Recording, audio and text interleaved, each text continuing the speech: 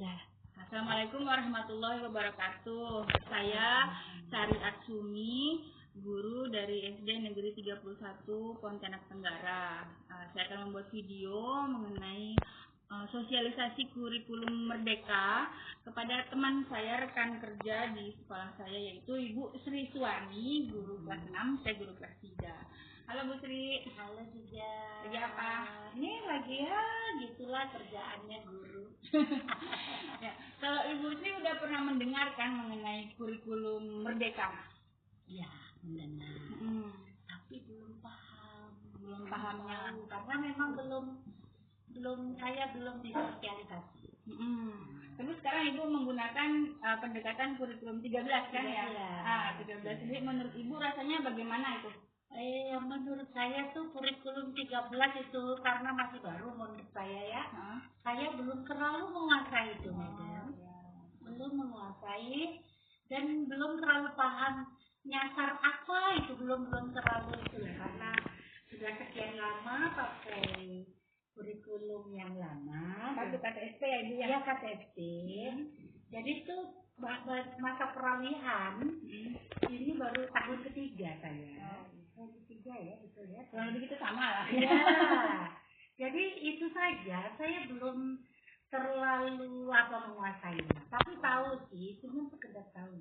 Tapi nyasar ke apa tuh saya belum. Nah, jadi pemerintah kan meluncurkan kurikulum baru ini, kurikulum Merdeka Belajar ini yang lebih berorientasi kepada siswa. Jadi kita menyampaikan tujuan pembelajaran ini bertujuan agar anak-anak itu mempunyai keterampilan hidup yang sesuai dengan zamannya. Jadi kalau kita kembalikan ke zaman Ibu dulu sekolah dan saya dulu sekolah, kita kan lebih kepada berorientasi pada guru sebagai penyampai materi utama di kelas ya. Nah, tapi di sini kita selain guru itu menyampaikan sebagai fasilitator ya, juga menggunakan media ajar yang beragam, misalnya video maupun PowerPoint ya. Tetapi lebih kita melihat pada keadaan siswa. Jadi pembelajaran yang bersifat kontekstual, lalu apa yang dibutuhkan oleh siswa. Tapi sebelum kita mengarah ke sana itu Bu, bahwa pemerintah itu menyediakan kurikulum terbaru ini, setiap sekolah itu kita harus mengenal kondisi sosial, budaya, dan fisik sekolah sekitarnya.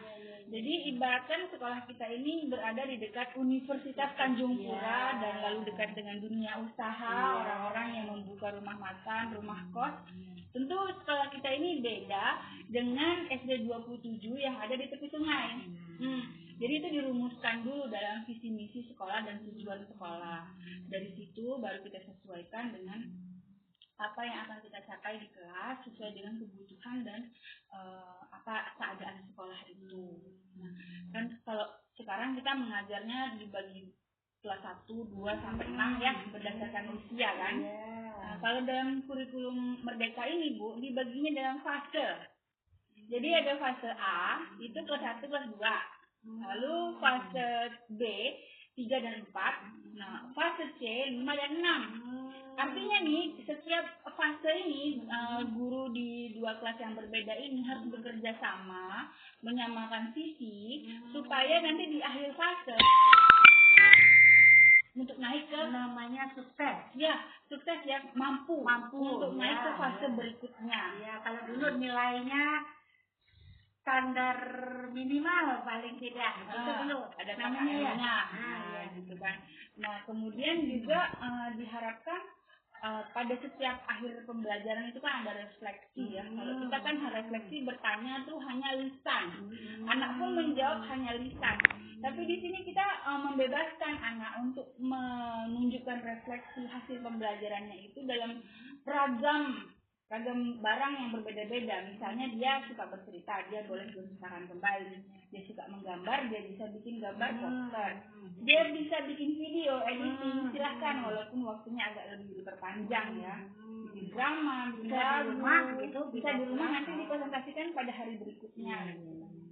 Nah, itu untuk bentuk refleksinya. Dan yang paling inti sebenarnya adalah keterkaitan antara dimensi pelajar Pancasila, misalnya nih dimensi bisa mandiri, gotong royong, bernalar kritis, nilai-nilai itu itulah yang diterapkan dalam pembelajaran kita. Dan tidak melulu kita berfokus hanya pada buku teks. Bahkan kayak ibu bisa menyuruh anak-anak waktu itu kan untuk internet. Cari materi di internet, lalu mereka banget sudah sekarang. Selama 13 itu. Nah, karena itu sesuai dengan zamannya itu. Jadi lebih banyak kita menggunakan hal-hal mereka simpan, terus dikumpulkan, terus dia simpan tuh ya di nanti ada waktu-waktu tertentu itu kita buka sebagai referensi untuk mereka, mendukung mereka belajar. Ya betul, jadi sudah awal ya Bu. Jadi lebih kita variasikan lagi, kita kaitkan dengan profil pelajar Pancasilanya itulah dia kurikulum merdeka. Dia bisa punya materi sendiri tuh ya. Betul Bu. Tentang, misalnya kemarin saya bilang teks eksplanasi. Apa sih teks eksplanasi?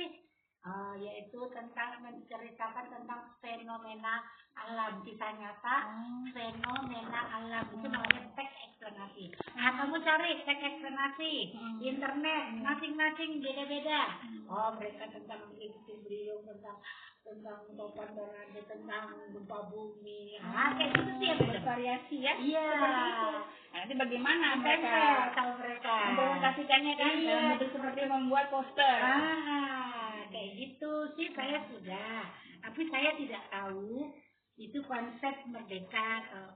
Itu yang saya sudah. Sama yang kita sesuaikan dengan keadaan sekolah, lingkungan sekolah, juga kebutuhan siswanya, dan kita lebih mengenalkan teknologi kepada siswa. Dan mereka juga bebas, merdeka untuk menunjukkan hasil kemampuan mereka belajar, hasil pemahaman mereka belajar. Ya Bu Sri, terima kasih banyak ya. Sama-sama. Saya mau urusan yang lain lagi. Terima kasih juga, Madam. Demikianlah, terima kasih.